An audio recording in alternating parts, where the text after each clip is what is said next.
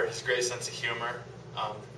Another thing that I'll always remember is the message that he sends to students and staff about just always doing your best, treating people with respect, and always doing the right thing. Just knowing the difference between right and wrong. I think those are really things that every person can incorporate in their lives for a better future.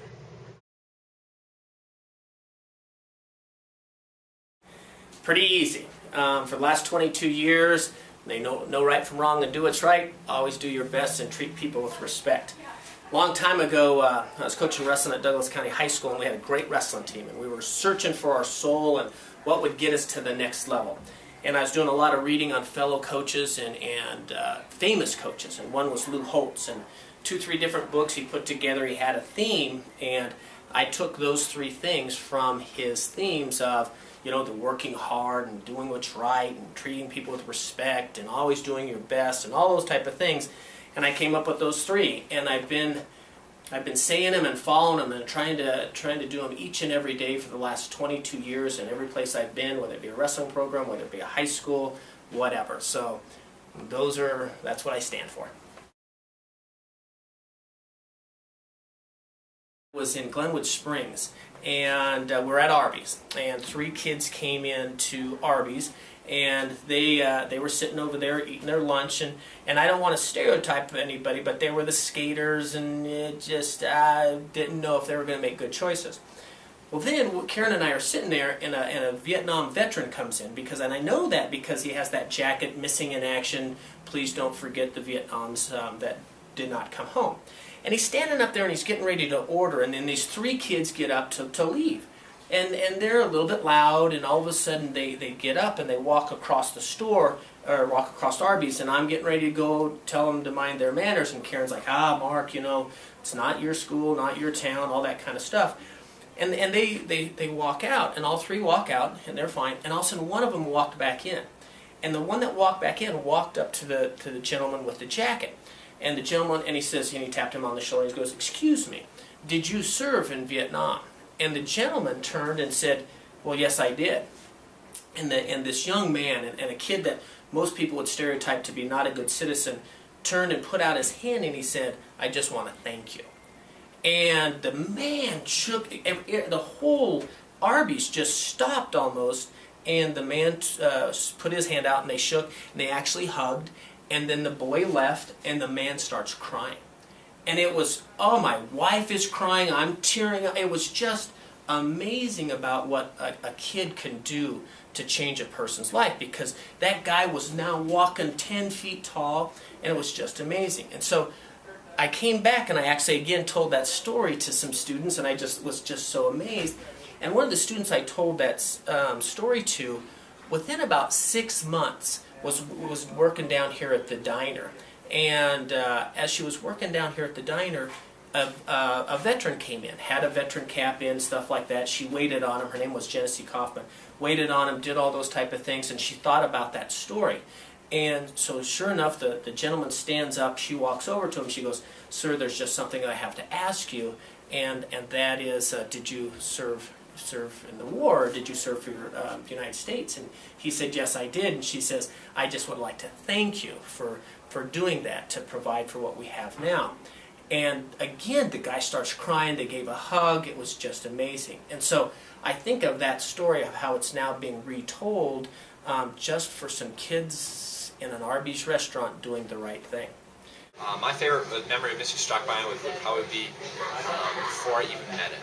Mr. Crook came up to me and said, "Hey, is this your first year teaching?" He's like, "Yeah, Mr. Crook, I'm Justin Grant," kind of thing. We met each other, and then he told me for a fact, he's like, "The best thing about high school is that the best principal you'll ever have is your very first principal."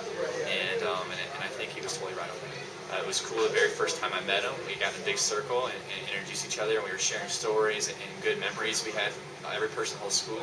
And I thought that was a good memory, just as it started the school culture off very well. Well, I have to say my first memory that comes to mind is watching a wrestler try and make a half-court basketball shot. What I thought of is just that a lot of students have told me that they're going to miss him and that they're sorry that he's leaving.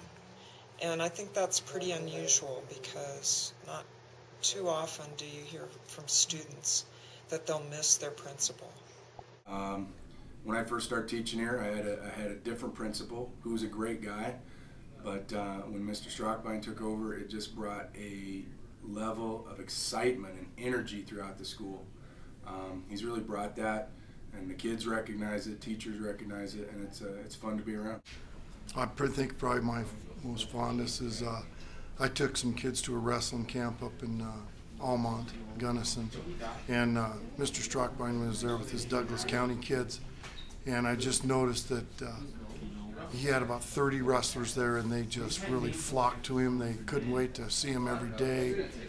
He had them doing extra runs. He was just full of energy, and I could see why kids really gravitated to him.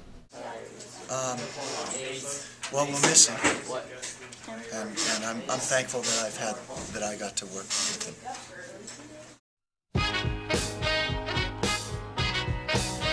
Awesome, inspiring, creative, honest, motivational, unique.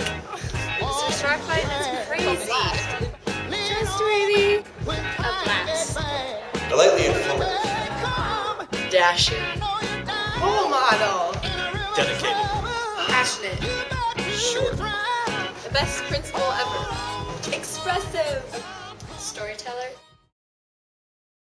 I just told the freshman class this the other day about the lady that cheated on her test, in 1957, and she wrote me a letter, and I was the principal here about my second or third year, and she went to school here in 1957, and she cheated on a test, and she's now 64 years old, or probably now she's probably 70, and she admitted to that she cheated, and it's a great letter. It's on my website, strakbein.com, and I went around and I told that story to every single student in the school, and about how your conscience is really, the thing that judges you the most and holds you accountable. And within a day, it got reported to the paper that I told the story, and within 2 days, they flew my wife and I out to New York, and I was actually on Good Morning America. Probably another one, I could tell them forever. Here's a good one too.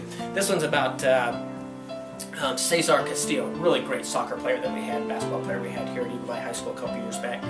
And Tammy Bokey, one of the counselors, saw him at a Saturday. It was Saturday during soccer season at a little Pee-wee soccer day, where there's 1,000 kids up there in Gibson, and they're all kicking a ball, and the ball's as big as them, and they're all running around crazy, and Cesar's there. And Miss Bokey came up and said, "Hey, do you have a little brother or cousin playing today?"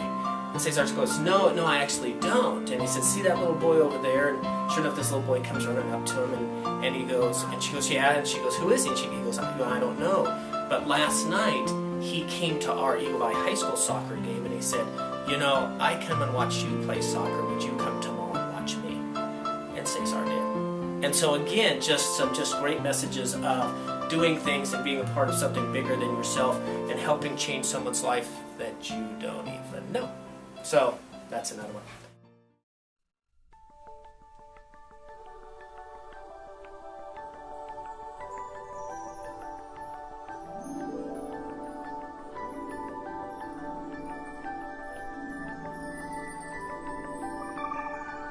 Hey there, Mr. Strakbein. Congratulations on your retirement. I know you've worked for a long time, and I hope you are enjoying your fishing as we speak. I know the students and the faculty here at Eagle Valley High School, along with the Eagle County Schools, will miss you dearly. Please stay in touch, and congratulations.